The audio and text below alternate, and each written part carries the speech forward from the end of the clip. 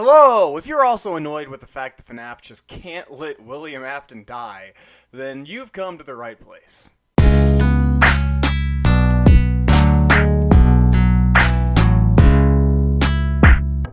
Five Nights at Freddy's has gone down in history as one of the biggest horror game franchises ever at this point, and has an extremely detailed story that at times make you want to pull your hair out.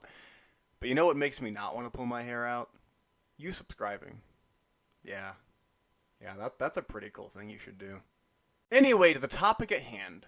William Afton, or Springtrap, or Scraptrap, or Burntrap, or Glitchtrap. The iterations are actually getting ridiculous at this point. This is a character who started off great and was a very compelling villain, but eventually has gotten less and less interesting and threatening as time has gone on. So, let's go down the rabbit hole of William Afton's downfall.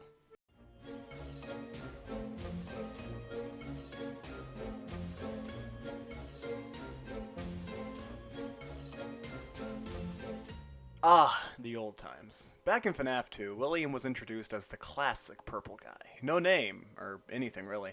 We found out that he was a serial killer behind the slaughters at the Freddy Fazbear's pizzeria chain.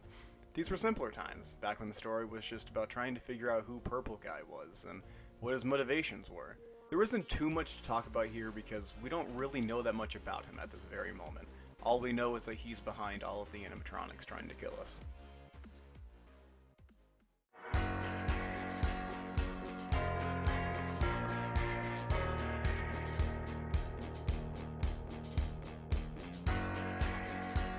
The original ending, back when we thought this was the ending of the Fnaf franchise, we were so wrong.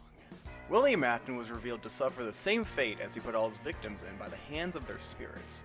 This was satisfying to see, and also, let's be honest, Springtrap's design is bad ass. But it also felt very personal going up against Springtrap because he was the only threat in Fnaf 3. We got to see mini games that led to his downfall and had to survive against him every night. At this point, we still didn't really know him too well as a person, but he was still honestly more compelling of a villain than he had any right to be.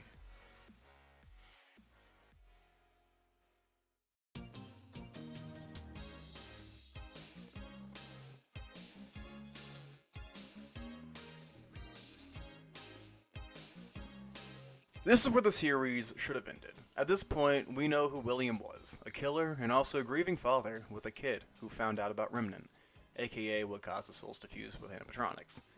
After the events of every previous game, all of the loose ends are led to this final location and subsequently burnt along with the restaurant by Henry and Michael. This would have been the perfect ending to William as the monster who couldn't stop killing and experimenting with Remnant.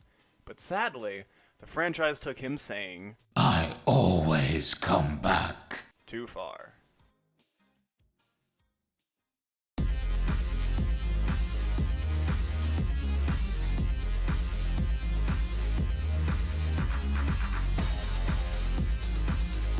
So this is so weird and unnecessary.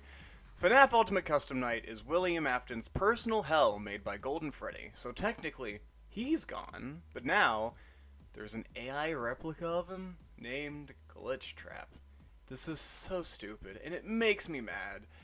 It would have been okay if they continued the story just following a different cast of characters and different main villains. The universe was still intriguing. The Afton saga should have just been the story that started it all, and have different sagas happen afterwards. Maybe even stories not related to animatronics, but still related to remnants. They had options, but they were too scared to let William Afton go.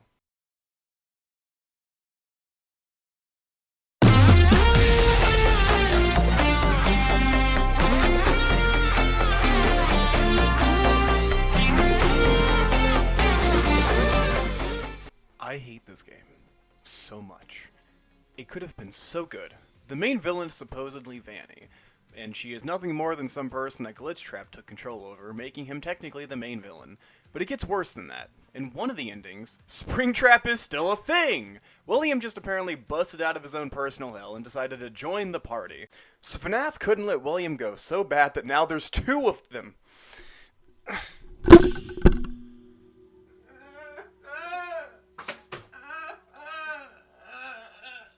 That is atrocious writing! And not only that, but William Afton only appears for like one shitty boss fight where he finger fucks a TV and then dies again. But we know he's not going to be dead because he Always come back. You want to know how you could have made this a good game? 2 words. Copycat killer. All they needed to do was make Vanny separate from William. You could have made a more impulsive and less intelligent copycat killer. That is literally it. If you desperately wanted to bring back someone from the Afton saga, they could have just brought back Bonnie, because he's not in Fnaf 3, so they could have just said he didn't move on because he didn't know William was gone, and thought Vanny was William. I'm actually really fond of this plot point, because Vanny could see Bonnie, and see firsthand what following in William's footsteps would lead to, and we could watch this smaller scale battle between Vanny avoiding Bonnie, and trying to kill kids, as a small scale version of all the mini animatronics trying to find and kill William. In the end, we could see Bonnie rip Vanny apart, as a way to finally give Bonnie closure and show Vanny she could never beat William, no matter how hard she tried.